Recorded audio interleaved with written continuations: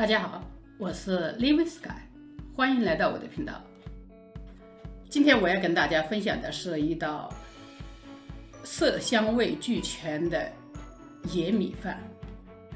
这是从 Costco 买来的混合野米，每杯米的蛋白质含量高达28克，并且不含 gluten。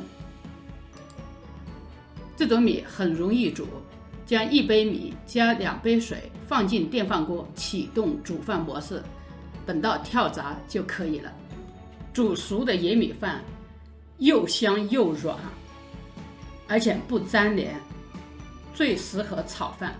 我今天用来做五彩野米饭的食材是冰箱里面的剩菜，盒子里是头天吃剩的烤鸭，还有一小块没吃完的火腿，再加上一些不同颜色、味道不浓的蔬菜来增加色彩和营养。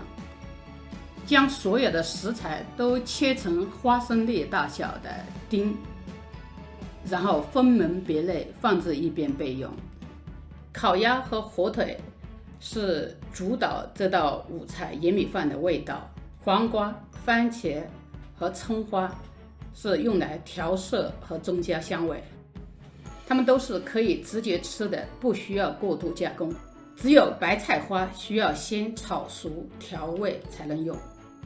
先将白菜花在热油中将表面水分炒干，然后再加上花椒盐调味，炒至微黄。加入烤鸭、火腿，翻炒均匀，味道互相渗透。再加入野米饭翻炒，吸收多余的汁液。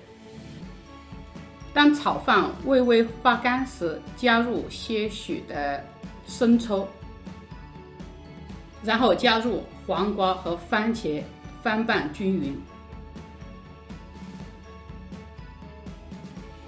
炒至刚刚断生，然后就可以关火了。加入葱花，拌匀后加入一些意大利黑醋调味，再次翻拌均匀就可以出锅了。